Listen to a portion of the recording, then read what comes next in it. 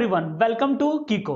आज हम लोग स्टार्ट करेंगे न्यूरल कंट्रोल एंड कोऑर्डिनेशन। उसमें हमें देखना है कि वैल्यू बेस्ड क्वेश्चन जो कि नीट में पूछे जाते हैं उसको हमें सॉल्व कैसे करना है। और जितने भी रिपीटेड क्वेश्चन मैंने यहाँ पे दिए हैं उसके लिए एक कॉन्सेप्ट, दो फिगर या कितनी चीजों की जरूरत पड़ेगी जिससे क्वेश्चन आपका क्या हो, सॉल्व हो सके। तो आइए सबसे पहले हम लोग नजर डालते हैं किसके ऊपर, क्वेश्चंस के ऊपर। उसके बाद हम लोग बात करेंगे कि इसके लिए कौन सा कॉन्सेप्ट हमें लगाना है। तो फर्स्ट ऑफ ऑल हम लोग पहला क्वेश्चन देखते हैं। और क्वेश्चन क्या लिखा हुआ है यहाँ पे, क्वेश्चन ये लिखा हुआ है कि Nissl's bodies are mainly composed of. Main word को दिमाग में आप बिठा लो, एकदम इसको बिठा लो कि इसके बेस पे हमें आंसर को निकालना है। तो सबसे पहला क्वेश्चन क्या है, Nissl's body are mainly composed of, किसकी बनी होती है, निसल्स बॉडी।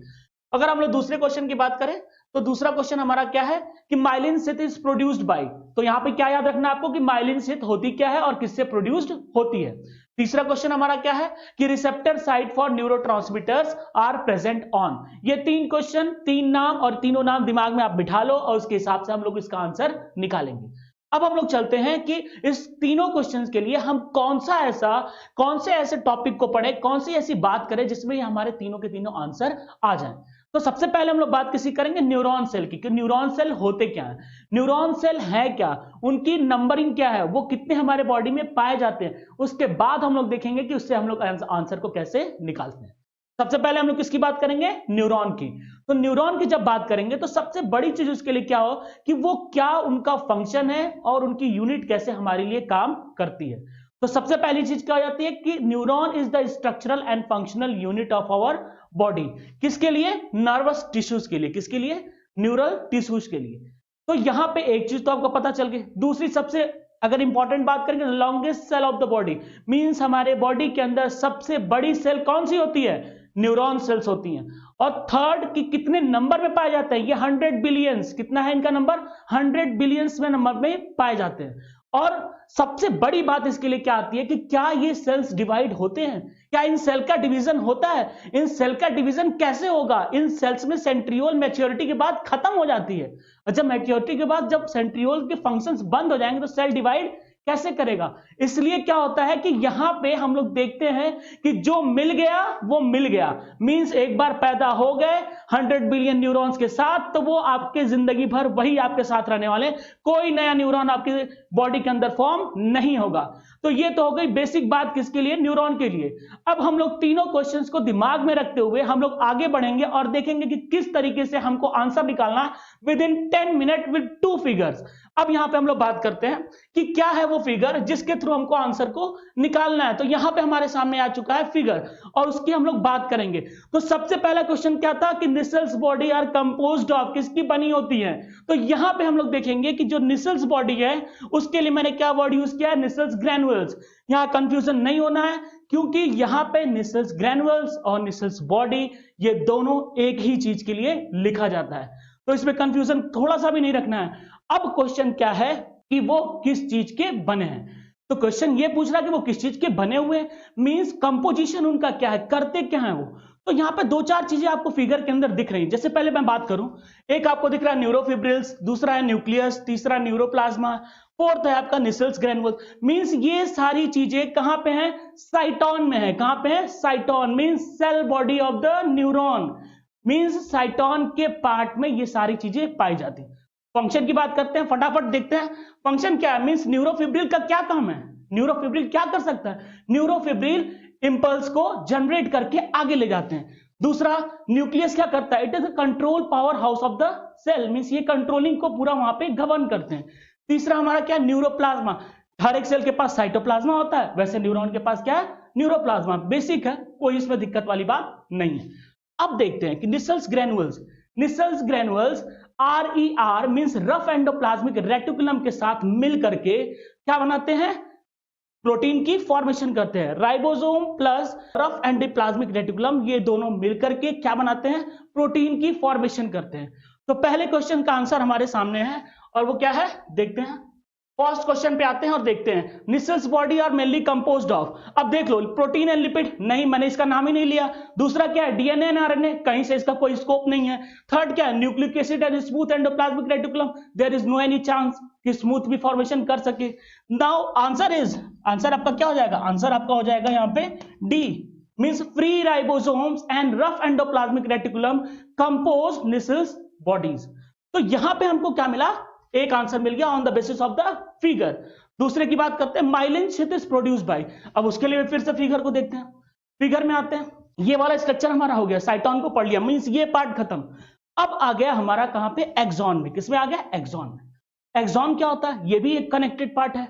एक्सॉन के साथ साथ चीजें क्या होती है, डेंड्राइट होती है। तो यहां पे सीधा पूछा गया कि myelin sheath is produced bye, कौन उनको प्रोड्यूस करता है। तो सबसे पहले यहां हम लोग किसकी बात करेंगे कि माइलिन शीथ का काम क्या होता है, माइलिन शीथ करते क्या है। उसके बाद हम लोग बात करेंगे कि माइलिन शीथ को बनाता कौन है। तो यहां पर सबसे पहले हम लोग देखेंगे, जैसे मान लो कि सबसे इंपॉर्टेंट चीज क्या होती है हमारे लिए, सबसे इंपॉर्टेंट चीज होती है न्यूरल कंट्रोल एंड कोऑर्डिनेशन के लिए कि स्टिमुलस क्या है। अगर आपको कोई थप्पड़ मारे आप उसको रिस्पॉन्ड करोगे या नहीं करोगे, आप फाइट करोगे, फ्लाइट करोगे, भाग जाओगे या लड़ोगे, ये आपके ऊपर डिपेंड करता है। और ये तब डिपेंड होता है जब आपको स्टिमुलस क्या करे, आपको फील होगा। स्टिमुलस से आपको चीजें पता चलेंगी। आप किसी गर्म चीज को छू देते हैं, आप अपने हाथ हटा लेते हैं, मीन्स आपने उसको फील किया। तो ये सारी चीजें जब आती हैं तो उसको क्या बोलते हैं, स्टिमुलस। तो सबसे इंपॉर्टेंट चीज क्या होती है हमारे लिए कि स्टिमुलस मिलना चाहिए। जब स्टिमुलस मिलता है तो उसको रिसीव कौन करता है, उसको रिसीव करता है dendrite, means signal receive from the dendrite. मैंने यहां पे देखो लिख रखा है, ये क्या है, डेंड्राइट्स है। इन्होंने सिग्नल को रिसीव किया, सिग्नल रिसीव किया, न्यूरोफिब्रिल्स ने इसको क्या किया, आगे बढ़ा दिया। क्या किया, आगे बढ़ा दिया। जब ये आगे जाते हैं तो जो ये एक्सॉन का पूरा पार्ट आपको दिखाई दे रहा है, इसमें माइलिन शीथ की कवरिंग होती है। The myelin sheath is known as the insulator.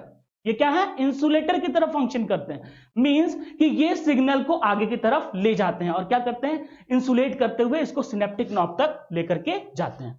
अब ये क्वेश्चन पूछा है कि myelin sheath is composed of, ये किसकी बनी हुई होती है।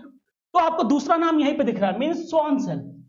Myelin sheath is composed of Schwann cell. किसकी बनी होती है, कौन बनाता है इनको, स्वान सेल। और दूसरा नाम आता है इसके लिए ओलिगोडेंड्रोसाइट। इसको और दूसरे नाम से क्या जानते हैं, ओलिगोडेंड्रोसाइट।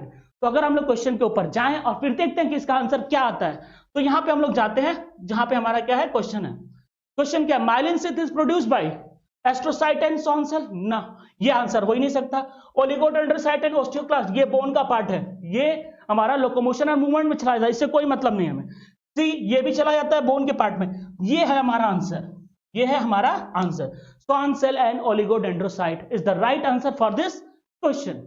थर्ड क्वेश्चन क्या है, receptor site for neurotransmitter are present on, ये कहां पे प्रेजेंट होते हैं। इसके लिए फिगर को देखते हैं। अब जब सिग्नल मूव करता है, जब सिग्नल मूव करेगा, सिग्नल को मूव करने का क्या मतलब है कि सिग्नल अगर मूव कर रहा है, इसका मतलब ये होता है कि जो सिग्नल की मूविंग है वो एक न्यूरॉन से दूसरे न्यूरॉन में पहुंचेगी।